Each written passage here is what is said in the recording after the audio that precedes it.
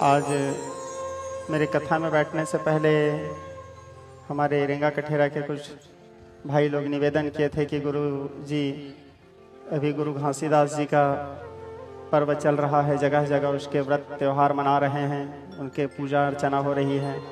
तो गुरु घासीदास जी के लिए आप पिछले बार एक भजन गाए थे, तो आपसे निवेदन है कि एक और भजन गाइए बोल के। मैं गुरु घासीदास जी को हृदय से बहुत सम्मान करता हूँ, क्योंकि उनका जो संदेश है वो मेरे को बहुत अच्छा लगता है, हृदय को छू लेता है। मनखे मनखे एक समान। क्योंकि जब मैं छोटा था तो हमारे पिताजी हमेशा इस बात को कहा करते थे, बेटा तुम पंडित नेता विजेता बनो, चाहे जोगी जति मठधारी बनो, सरपंच बनो पटवारी बनो, चाहे क्रय विक्रय के अधिकारी बनो, उच्च पद के अधिकारी बनो या धर्म पीठ के अधिकारी बनो, पर ध्यान रहे सबसे पहले तुम मानवता के अधिकारी बनो। तुम कुछ भी बन जाओ बेटा, चाहे एक अच्छा राजनेता बनो, चाहे एक अच्छे वक्ता बनो, अच्छे संत महात्मा बनो, सरपंच बनो, जो भी बनो, लेकिन तुम्हारे अंदर मानवता होना चाहिए, इंसानियत होना चाहिए। यदि तुम्हारे अंदर इंसानियत ही नहीं है, समता का भाव नहीं है, सबके प्रति प्रेम नहीं है, तो फिर तुम्हारा सब बनना बेकार है। ऐसे हमारे पिताजी बचपना से ऐसे शिक्षा देते थे।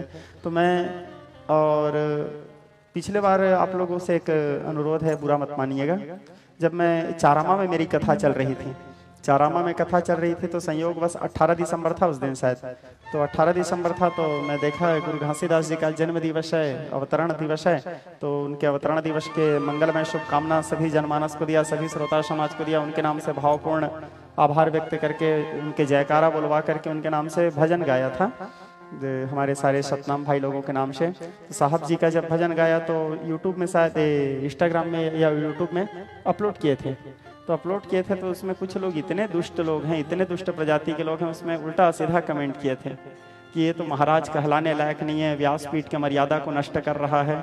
वाह, गुरु घासीदास जी का भजन गा दिया तो क्या व्यासपीठ की मर्यादा नष्ट हो गया? वो हैं तो गुरु न जी, गुरु अनेक हो सकते हैं।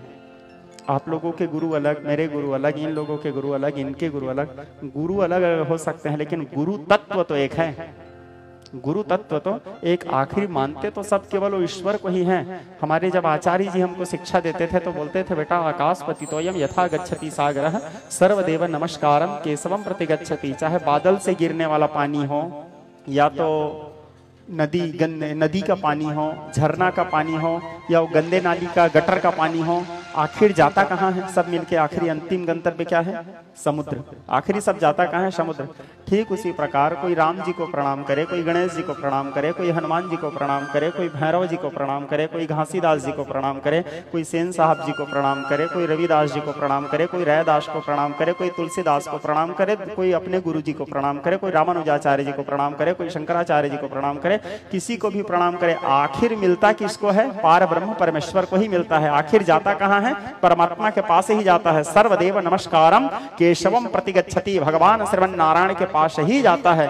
लेकिन लोगों का सोच कितना छोटा सोच कि अब एक जने उसमें कमेंट किया था, बेटा मोती, कि मैं तो ये महाराज ला बुला के भागवत करवाना चाहत रहे, लेकिन एखर मुंह से गाना सुन के अब मैं मर जाऊं तो एखर भागवत नहीं कराऊंगा।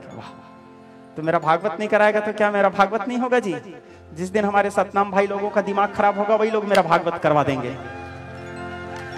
आप गुरु जी का भागवत करवा रहे हैं बोल के जाओ, फिर पता चलेगा।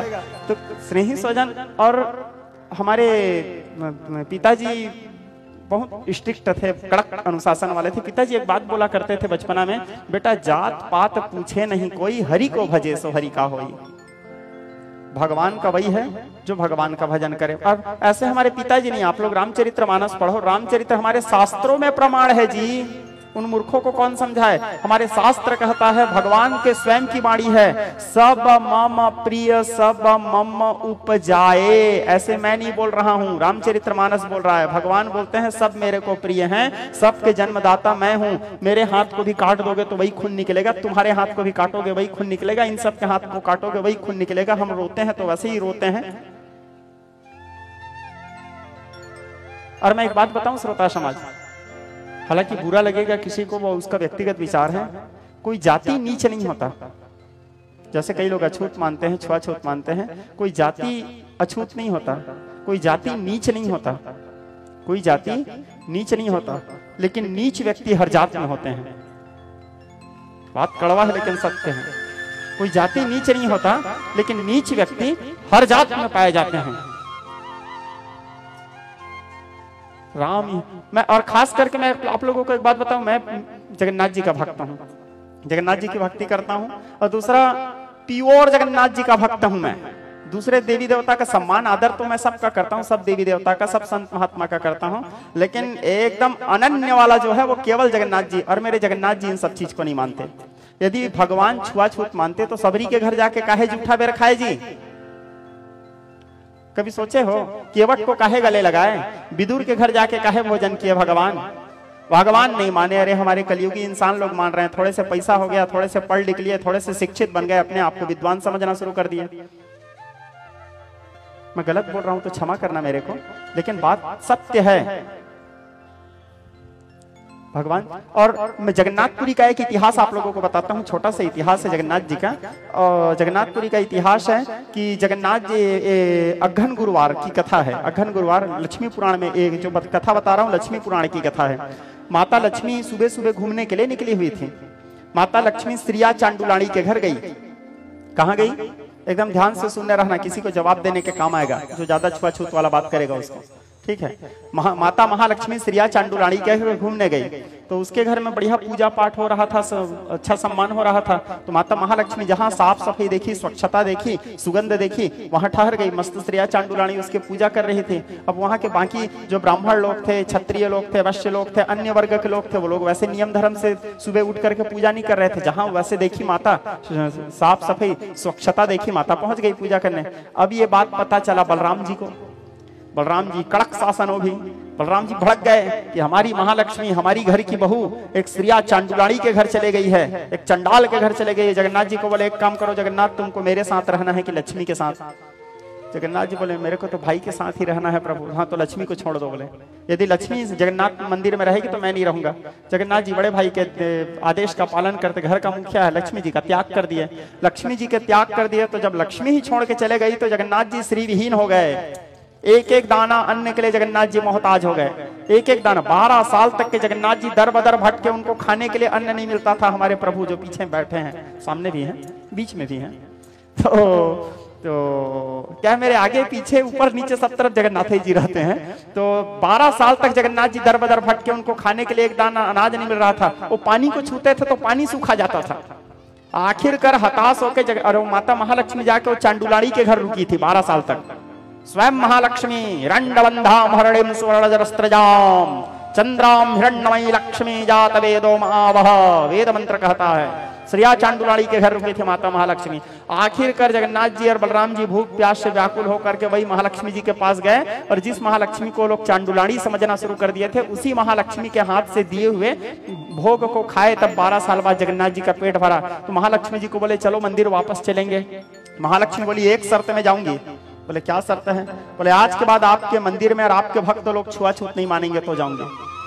जगन्नाथ जी बोले हाँ ठीक है आओ। तो महालक्ष्मी जी को साथ में लेके आया भगवान। उस दिन से आप लोग कभी भी जगन्नाथपुरी जाना, जगन्नाथपुरी में छुआछूत नहीं है। जगन्नाथपुरी में ब्राह्मण चांडाल एक साथ बैठ करके भोजन ग्रहण करते हैं, एक ही पत्री में भोजन ग्रहण करते हैं। जगन्नाथ जी के भोग को पवित्र नहीं माना जाता। और जो जगन्नाथ जी को मान रहा है और जगन्नाथ जी के भक्ति करने वाला व्यक्ति यदि छुआछूत मानता है तो वो फिर जगन्नाथ जी का भक्त नहीं हो सकता। मैं इसीलिए नहीं मानता छुआछूत, यही मेरा कारण है।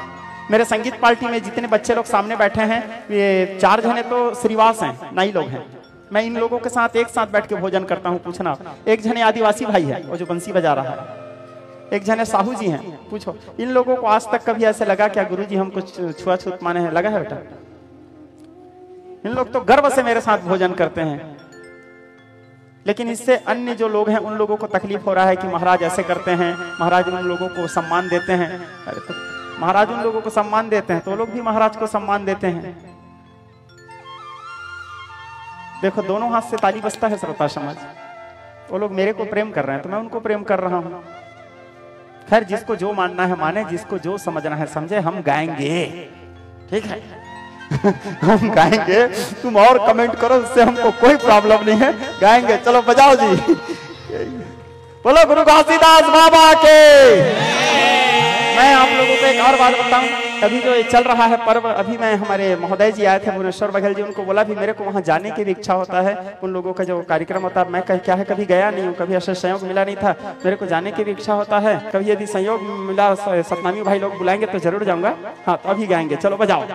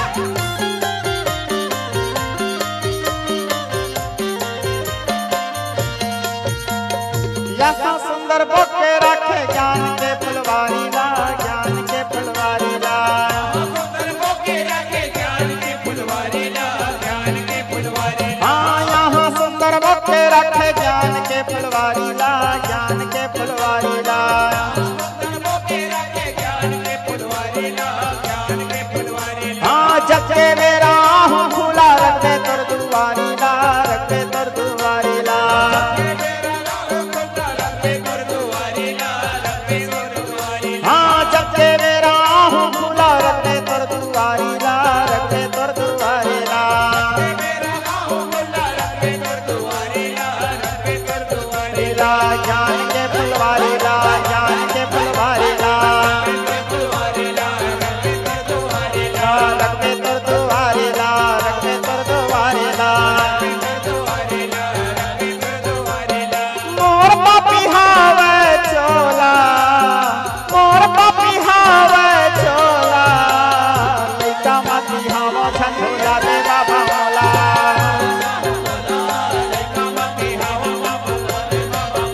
गाते